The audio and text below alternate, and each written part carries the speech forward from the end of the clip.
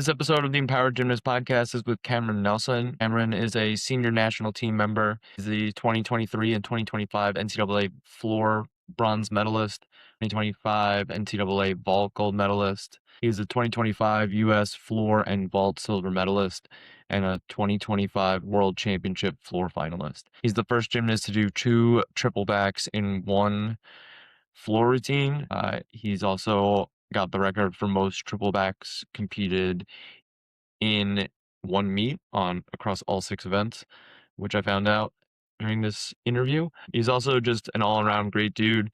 We talk about some of his struggles growing up as a gymnast, someone who quote unquote started late.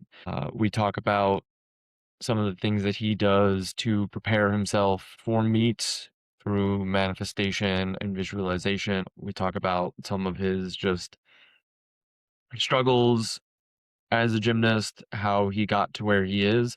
And I think there's a lot of great takeaways that any athlete can take away from this, whether they're just a JO gymnast looking to do college gymnastics, if they're a college or elite level gymnast, or just someone that wants to recreationally do some sport. I think there's a lot of great tips in this episode that you can use to just better your performance, help yourself out with mental health, and just be better in general. So great episode, a lot of takeaways. Enjoy. First of all, thank you for coming on. I really appreciate it. I'm sure you have a lot of things going on, but I appreciate you coming on. Thank you. I appreciate it. No problem. So I do kind of want to start like at the beginning of your gymnastics journey. One of the big things that I kind of talk about in my messaging is like the myth that you have to start gymnastics early to be successful. I think there's a long list of successful gymnasts that started like quote unquote late, which for some people is considered like 6 or 7 years old. So if you could just like, I know you have a very interesting gymnastics journey, but if you could fill us in on that. Yeah. So I usually tell people I start around 10 or 11 years old, which is definitely a lot older. The main reason for that is because growing up in the military, there wasn't really anywhere to really train.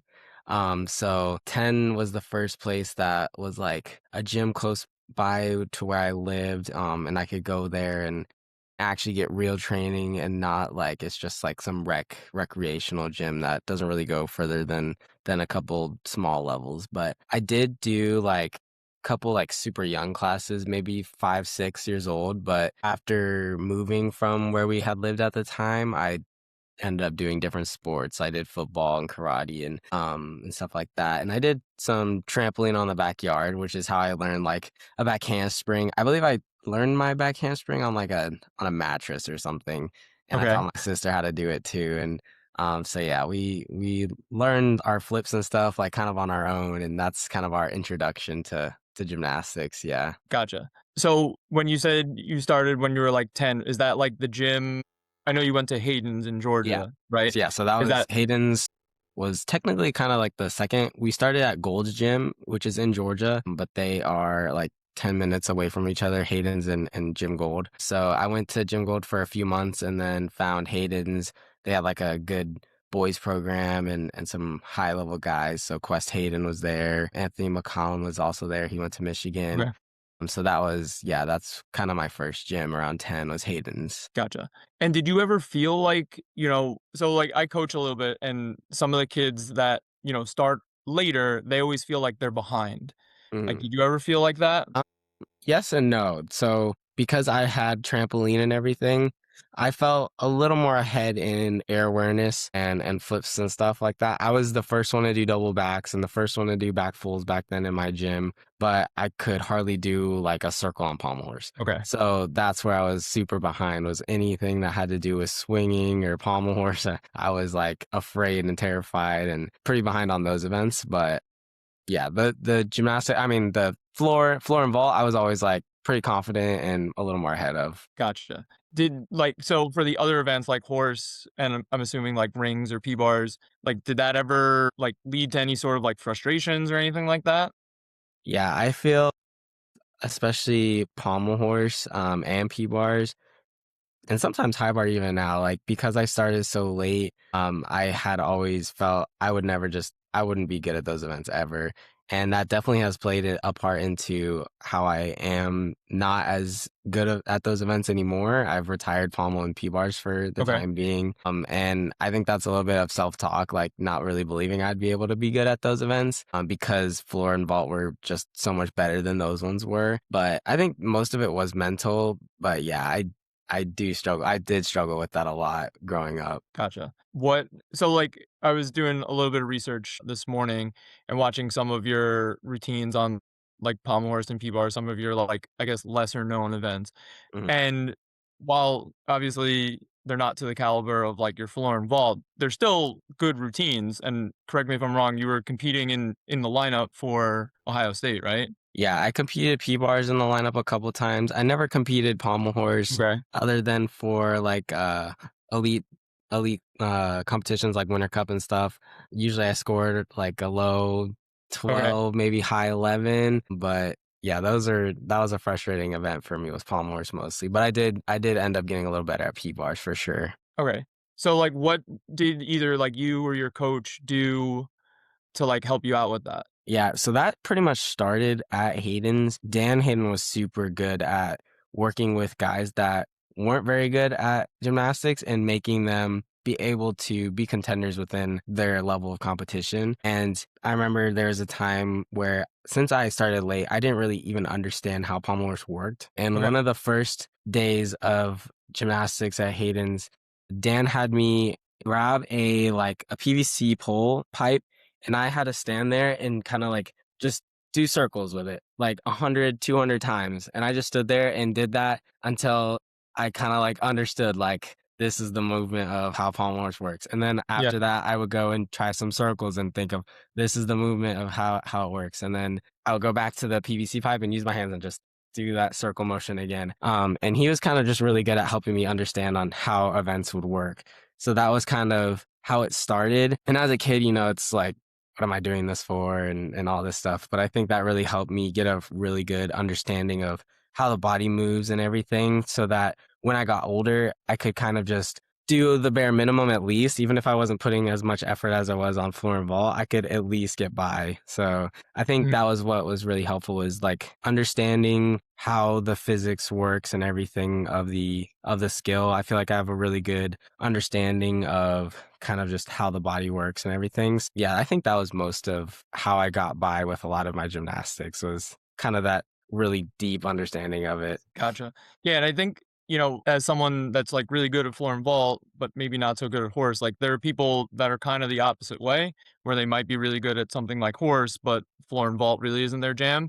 Mm. And it's something that it sounds like you could probably take the same thought process for anyone who doesn't maybe like floor and vault, where you can still understand an event to a point where you can do a routine that's serviceable for your all around score, and then kick butt on your other events until you're at a point like where you're at either in college or elite, and you can kind of retire those. So Yeah.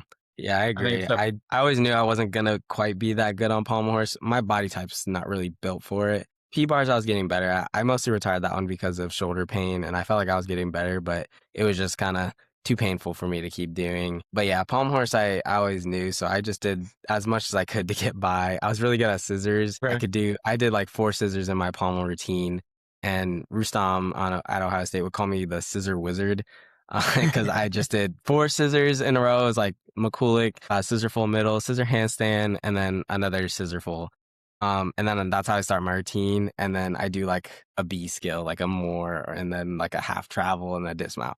So that Yeah. was kind of my thing with scissors. But yeah. That's interesting. So the other thing that I know you're big on that I've heard is like manifestation and visualization. I guess like what just to start off, like what kind of techniques do you use and how do you use them? So a big technique for visualization I use a lot. I learned this when I was younger from Dan actually, is we would just kind of lay down in our back gym area where usually when no one was training, and it would be quiet. And we would lay down for 20, 30 minutes and just go through an entire competition in our heads and we would think about the warm up and our stretching and how we would want our turns to go and how we do our routines and how we saluted and everything. So we would do like these kind of mind competition run throughs. And that was kind of my introduction into visualization. I had always visualized how to do skills before I did them, but I wasn't really aware that that was kind of what I was doing was visualization. So ever since I was like probably 12 years old, I've been doing visualizations just of how skills and everything works. But I'd also visualize bigger things that I wasn't quite ready for. So that's kind of where manifestation comes into play. I would manifest things that I would want, and then I would visualize how to do them like over and over and over again until it became time to actually be able to do them. And a big reason for why I do manifestation even more now is because when I look back to a lot of the things that I manifested negatively, a lot of the negative manifestations came to be true. And the same for if I manifested them to be positive,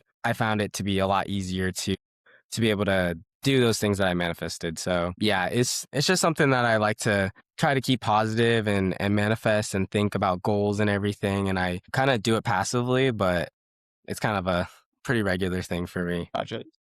When you say it's like passive or like a regular thing, is it just like something that you've done for so long that it's just kind of like part of your daily life? You A do it little without bit. thinking? I'm kind of just like, I'm so like addicted to gymnastics and like skills that I'm doing is like, I'm always thinking of them and like kind of doing these little body movements of how to do stuff like that. So I'm always kind of thinking and in that kind of way for visualization for sure. Gotcha. Oh, I guess if you were like, we'll say like a high school gymnast was listening to this and they wanted to start using stuff like that, I mean, I like the idea of like a 20 to 30-minute visualization of like a whole meet. Mhm. It might be a lot for someone just starting. Like, how Mhm. would you suggest someone start doing that? Yeah. I think a good way to do it is just by visualizing skills that they're about to do. So whenever they're taking turns at the gym, you can just stand there. You don't even have to close your eyes or anything. You can just kind of think of the skill and kind of think fully about what body movements are moving at different times. So let's say you're doing a front tuck. You would kind of think about how you would run and feel the ground while you're running and what movements or what body parts are moving and what parts are punching the ground, how you're grabbing your legs and what that would feel like and everything, sticking the landing and thinking how you would stick the landing. So you just kind of do that. It only takes like 3 seconds. Like you're not really thinking slow motion, all this. It's just kind of, you do it in your head, front flip, and that's kind of it. And then you would go and do it in real life. And that's kind of like you're kind of predicting, like kind of future telling how it would go before it actually happens. So it's kind of just sets your mind up in the right position to do that. Other than that, you kind of just, I do it at home before I sleep, which is actually not that good of a technique because then when you go to a competition or go to the gym, you like start yawning or something because that's how you practice is why you're tired. So at competitions, you actually see me like yawn pretty often. It's probably because I like visualize in my sleep all the time. So that's like something I learned in psychology that happens with a lot of people that use visualization. But yeah, you just do it whenever you want to or feel like it. I think it doesn't really hurt to do it. So Yeah, so it's kind of like the mental rehearsal of doing the skill, even and I guess using it in practice, and then the same way like you do skills in practice, you're doing them in meets, and it's just kind of further reinforcing everything. yeah, and another good thing with visualization that I was taught when I was younger is that your brain doesn't really know the difference between like imagination, dreaming, and reality. Your mind just kind of believes that whatever it is real. It's kind of just relative to what you're thinking. So visualization gives you the opportunity to take more turns, more gymnastics turns without actually wearing your body down. If you're an injured person, you can't take all those turns when you can't even you're injured. So a lot of injured athletes take that time when they're injured to think about how to do the skills. That way when they come back, it kind of feels it's easier to get into it rather than if you weren't to think of those and the first time you were doing it was after like 3 months, it would feel a lot different. It would feel kind of like a brand new skill. So yeah, visualization is just it helps with being more aware of what you're doing and setting yourself up. Gotcha. That's interesting. I mean, obviously I knew that visualization and all that is really good just to get the mental rehearsal, but I didn't know that about the brain being unaware of like whether or not it's a mental turn or a real turn. Yeah, like obviously you're conscious, like you're thinking, obviously that's not Right. a real turn, but it doesn't really decipher like this is fake, this is real. It's just, it is what it is, kind of, if that makes Right. sense. No, it makes sense, but it's definitely an interesting about how the mental rep is essentially the same as what you're mentally doing during a real rep. Mhm. So, and I mean, I think there are definitely people that struggle with fear and mental blocks and stuff. So, doing a mental rep or multiple mental reps can be just as effective as doing the real rep, especially if they're struggling to do the real rep. Yeah, and if you go to a lot of these elite competitions and days where we're just doing like podium training, almost every athlete after they do their actual workout will go to each event and they'll sit there and they'll do like they'll have their eyes closed and they'll like be moving their body and stuff and they're doing like mental routines. Almost everyone utilizes this skill now at the elite level, so I think Yeah. that's like also good to know like what you're doing at these young ages is actually working and other people are really doing that and utilizing that skill. It just makes it like a dress rehearsal pretty much. It's just like you know Yeah. what you're gonna do. You thought about it. Now just it's time to go do it. Yeah. And I think that's also proof that it works. Like if it's Mhm. something that everybody at the elite level is doing, then it's something that's definitely going to help you. Like, you might see one person that uses like tape on something, like just because they're using it doesn't mean you necessarily need to. But Right. if everybody at the meet is mentally rehearsing and visualizing, then it's definitely something that's going to help everybody out. Right. Kind of going off of that visualization, I want to talk about like some of the crazy gymnastics that you do. Obviously, you're known for your triple backs. I'm kind of curious like how that started. Like, I feel like that's something that a lot of kids have chucked into a foam pit, which I'm assuming is how it started. But like when did it really start to be like, oh no, I can actually put this on a floor? Yeah, it took me a lot of time to actually go and do it on the floor. Not because of fear or anything. I was just like not allowed to. So Okay. I was always a really fast flipper on every event. Like mostly probably because of tramp. We would do like flips into the pit off tramp, and I was always like really fast at flipping. Even if I was like cowboying or whatever, I knew the technique onto how to flip really fast. And I guess that was just something like my coaches had noticed that I could do. I did triple backs on high bar as a dismount. I tried them on rings into the pit and everything. And then I was also just a really powerful tumbler. So like I had the height and everything to be able to do these high valued skills. So I was doing tumble track like in when I was 15 years old, and I was just doing like really high double backs on the tumble track, not even into the pit. And one of my teammates was like, "You should try like a triple back or something." And I was like, "Yeah, I might do that." And my coach wasn't even there, and I didn't want to do it because I knew he'd get mad if I did it while he wasn't there. But also, I kind of got peer pressured into doing it, and I knew that I could probably at least make it to my hands and feet. Like I'll be okay. Right. Like I'll miss my head. And so I went and I did it and I over rotated it and I took a video of it and showed my coach and he was like, "Dang, that's pretty good. But also like you shouldn't do that while I'm not there." And I was like, "Yeah, you're probably right." And since I showed him, I had this process of having to do like I had to do 500 triple backs on the tumble track before I could go and do one on the rod floor. And Okay. then after the 500, I had 500 to do on the rod floor before I could even do timers for it on the real floor. So it took me a couple years to actually get those numbers down, but I never actually threw a triple back until I went to college my sophomore year on the real floor. Okay. So I got to the timers. I was doing double backs onto a really high mat, and I really wanted to do one, but I just wasn't allowed to because my coach wouldn't let me because he was pretty strict on the numbers and everything. So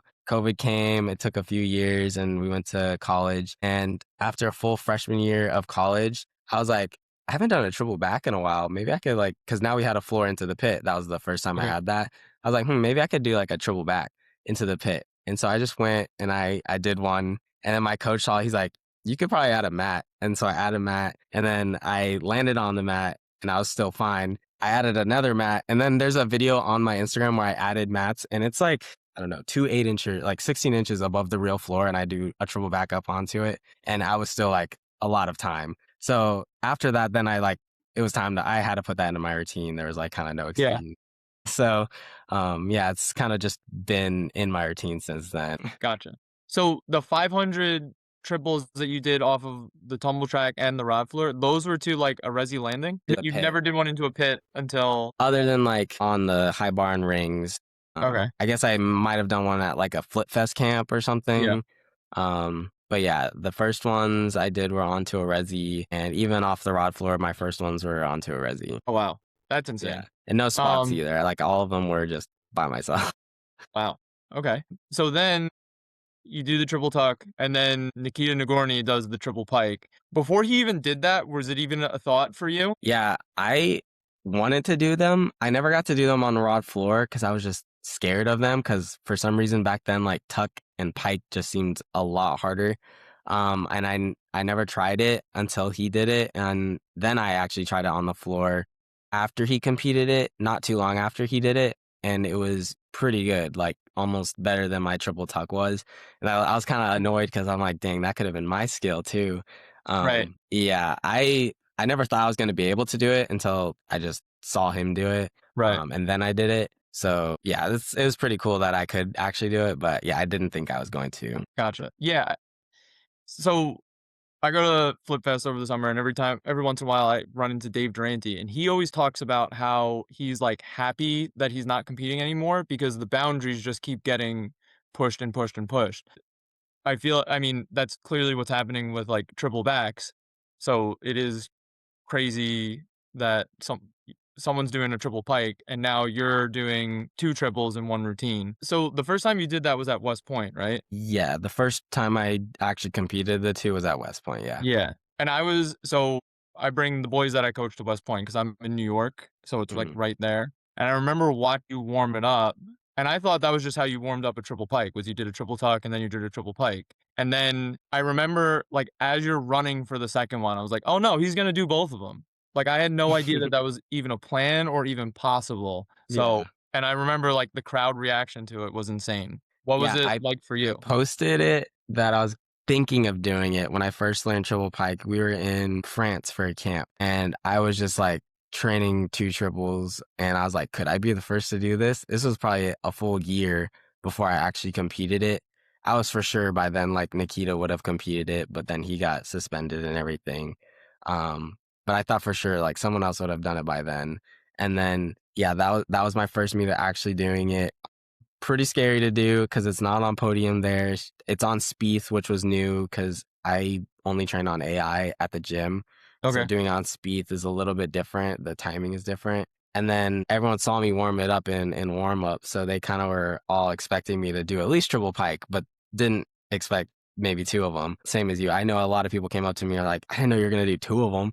Yep. I was like, yeah, that was the plan. But yeah, I just got all amped up knowing that everyone was kind of watching that. And then after the two triples, I was like, I didn't care about the rest of the routine that much. Yeah. That's why it's kind of crazy. But yeah, it was pretty cool experience to do that. Gotcha. Yeah.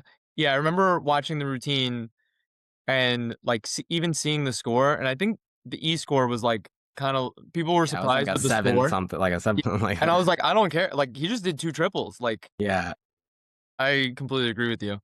Like I wouldn't have cared either. What was I know you were planning on it. When was like the full decision that you were gonna go for it? Like was that in warm-ups? No, so I always go into the competition kind of knowing and planning on what I'm gonna do. Things could change in the routine, like if I accidentally do a triple tuck first, like I did at Winter Cup the one time, like maybe I won't do it.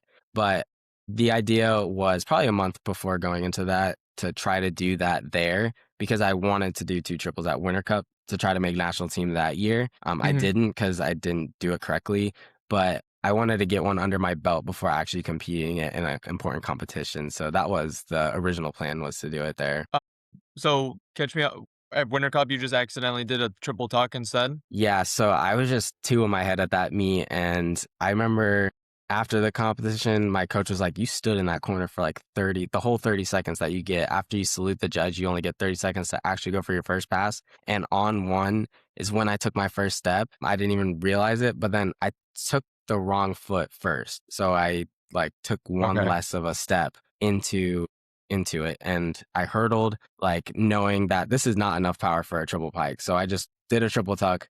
Pretty good for how I set up because it was not as powerful into it. And then Mhm. I land it. I go into the corner and I hear my coach Cause saying, do it. And I was like, okay, I guess I got to do my triple pike. So I stand there for a little bit and I just full on blast it. Then the triple pike. Yeah, and then I did triple pike second. Wasn't good. I almost like touched my head on the ground. I said Oh I God. suitcased it pretty much, but I landed it. I stayed on my feet, finished the routine, and also got a pretty bad E score. I just wasn't expecting to do my routine like that. So I was pretty frazzled there as well. But yeah, I after doing it then second, I kind of knew I could do it anytime in my Right. meet. Yeah. Like I better be able to do the pike anytime. So yeah, that was pretty crazy. So I guess going off of that, like I've seen some other like crazy skills, like you do pagan on high bar, which is a pretty uncommon skill. I mean, triple back on rings is also incredibly uncommon. And I do remember recently a post that you put up that all those skills are very easy compared to a blind change. Yeah. What's the deal with that? So I just have a bad relationship with blind changes. In college, I did like a Higgins, like Stalter Higgins, until they took Higgins out of the code. So I had to relearn blind change, which was like the death of me on high bar to learn when I was level 8 or whatever level I learned it. It took me forever to learn just how to turn and keep my legs together. I was terrified of that skill. So still now, like I still have like second thoughts of like, oh, I got to do a blind change. And I still like sometimes blind change and my hands are like too close and I You love- have to reshuffle my hands to fix them. It's just not a fun skill for me, honestly. Gotcha. Yeah, Yeah, I'm surprised. I mean, I guess there are other workarounds, but you'd probably have to put like way too many skills in your routine right. rather than just putting in a blind change. But Yeah. it is kind of interesting that like even the best in the world have struggles on something. I mean, not just like an event like pommel horse, but even like what people would think would be a simple skill Yeah. is The amount of times I had to relearn skills on high bar, Takachev I relearned like 6 times and it's not even in my like I don't know how to do Takachev anymore.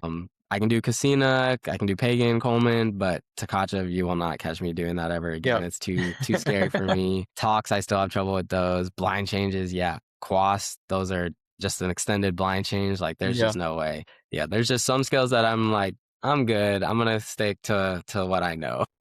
gotcha. Yeah. No, it's definitely like I said, it's just interesting how someone could be so high level. Like you said, Coleman, no problem, but Tkachev is a little more difficult. Yeah. Interesting. So the other thing that I like to do is kind of like a lightning round. So it's just a couple questions that you may not have been as prepared for. First one's pretty simple. It's just what's your hot take when it comes to gymnastics? My hot take is that it's the hardest sport.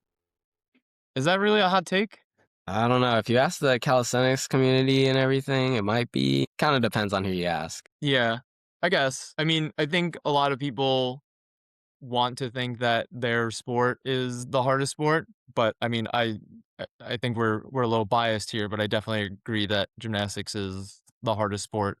Yeah. Um, I mean, especially like we just talked about, like there are so many you can take the best in the world, and there are aspects of the sport that they're not great at. It's just always changing and there's never like an end to it. There's always something more to get. And with other sports, sometimes it's just like this is all you can kind of do. And there are some sports where they are raising the boundaries, but I don't know, it's kind of like the same thing over and over again. Yeah, like I think there was a way that someone described it to me once is like, Michael Phelps is the best in the world and he was dominating the sport, but they didn't make the pool any bigger or like Yeah. introduce waves or anything like that. Like gymnastics, the sport gets really hard and then they change the rules on you and Yeah, people and have where to those same people that were probably dominating back then would not be able to handle the same code that's going on now. right. Like there's only so many ways that you can change like tennis or football, but like gymnastics, the skill value changes, the routine construction changes, the equipment changes. So they're always trying finding new ways to make the sport even harder. Yeah, exactly. And then like we were talking about, people keep pushing the boundaries of what skills are actually possible. So like you said, people 20, 30 years ago would have thought, a triple pike was impossible. And now not a lot of people are doing them, but more people are doing triples and pushing those boundaries even further. Yeah, exactly. Kind of going off that, what's something that you changed your mind about recently? Ooh, I am not. I feel like something, it's not like too recent, maybe like within the past few years, recent as my life has been, um, that I'm not just like a backyard gymnast. I think as when I grew up, I always just thought like I was just a trampolinist and everything. Like I'm not actually a good gymnast. I kind of have changed my mindset about that a little bit in that I am a good gymnast. You just have to believe that I am, or I just have to believe that I am. So yeah, that's kind of just been a mindset shift that I've had this year, especially with making worlds and everything, that I am supposed to be here and I deserve it. So that's something I've changed my mind about. That's interesting. And it's kind of it's interesting to me because we talked about like all the manifestation, visualization things that helped you out. Like you're very in tune with like mental things that I feel like are I don't want to say not as common, but like um sometimes not as viewed as essential. What you were talking about how you feel you're like a backyard gymnast is kind of like fits under that umbrella. So it's just kind of interesting. Like, Yeah. I guess, is that something? How long have you battled with that? Do you feel like? I don't know. It's kind of just always been there. Like growing up, I always wanted to be the best, but there was always like something in my head that was like, everyone's just so much better and so much more ahead of me. But I've just been so obsessed with the sport and obsessed with who I've wanted to become and be that I've started to finally see myself in a different way, that I'm more of like an idol. People look up to me, people come to me and actually see me, and I'm not just kind of in the background. I've always kind of been in the mix, I guess, but I've been on the lower half of it. Um, I think college really changed that for me. Going there and feeling like I was an important role on that team, uh, kind of just helped me with my identity in that, and understanding that I am a little bit more important than what I might have thought I was. So yeah, I think just development and seeing myself more is really helping me with that. But I still struggle with that a little bit now with like high bar. I always struggle with that because it's not Mhm. as good as floor, and I probably will never be as good as floor. But I've just kind of started to change my mindset in thinking that I am good enough. I deserve to be here. And it just helps me in the gym. So yeah. Gotcha. I'm wondering, like, I feel like that's something that a lot of people struggle with. The I don't belong here, I'm not good enough. Is there something like some piece of advice that you could give to someone that, maybe isn't either at the college level or ready for the college level yet? Like, I guess if you were talking to you in like high school about those feelings that you had, like what would you say to someone like that? Yeah, I don't know. That's kind of hard because it's like, it's really just about how you believe. I think that's just something I had to deal with, like with myself, is understanding on the stuff that I thought negatively about might not have worked out in the way that I wanted it to because I thought negatively about it. But if you think positively about it, then that outcome becomes a lot better than you could usually imagine it to be. So I think just kind of doing what you love is what mostly is helpful for it. Sometimes like even if you do want it that bad, it still doesn't happen. And that's another struggle for a lot of people, is you could want something so bad, you could do everything in your power to try and get what you want, and it still doesn't happen. And that's just sometimes the way it goes. But if you love it, it's not really about whether you're good or bad at it. You're just doing it because you love it. So try to take everything as you're doing it because you love it and not because you have to do it or anything like that. So that's kind of how I've gone about life and everything. Like, even if I wasn't that as good as I am now, I would still try to be doing the sport because I love to do the sport. It's what I'm addicted to it. So that's kind of why I go about it. Yeah, so it sounds like it's not really about the result, it's about doing it because you enjoy it and because you wanna be there, and like you said, you're Right. obsessed with it, you're addicted to it. Right. Nice. Okay, what's, something that you enjoy doing outside of gymnastics? I like music. I got a piano back there. I like to play that a lot. I'm pretty ADHD, so anything like playing with knickknacks, like a kendama is like this little toy that you like flip a ball up and you catch it on a cup. Like I just like Yeah. doing little tricks and stuff like that. So I'm pretty good at like little things that a lot of people maybe haven't picked up before. I'm just like, I have some little weird talents that I can do. So anything that's like physical and challenging is something I like to do. Nice. Something to keep your mind entertained. I agree with the ADHD thing, I always feel like I have to be fidgeting with something, Yeah. so I think I would like that ball and cup thing. What is it called? It's called a kendama. I think it's in my living room right now, but Yeah. it's yeah, Kendama maybe. Not fully sure. I might be butchering that, but Yeah. I mean, that's another ADHD thing that I suffer from is I never have any idea where anything is. So I can relate to that. And then the last thing that I normally ask people is just something or someone that people should check out. But I kind of want to ask you, you're kind of creating a brand, if I'm correct, like a merch thing. I'd rather talk about that instead. Yeah. So my brand is called Triple just because I feel like since college and doing the triples, I've kind of branded myself as the triple back guy. I did triples Hmm. on every event, and I've done the most triples in a full competition than anyone else. So that's kind of my identity is the triple back guy. So I started the brand Triple. I designed it. I drew it all out and everything. I was also a design minor, so that helped me out a little bit. Okay. But right now I'm just selling shirts and hopefully it's going to get more into like athletic clothing and everything like that. But so far I just started and I have 2 shirts that I'm starting to sell. So yeah, Gotcha. And where can people find that? you can go to www.gymtriple.com, or I think it's in my Instagram bio too. And if I'm correct, is it triple with 3 L's? It was at first, but now it's Okay. just Triple. My Instagram, I might have changed it.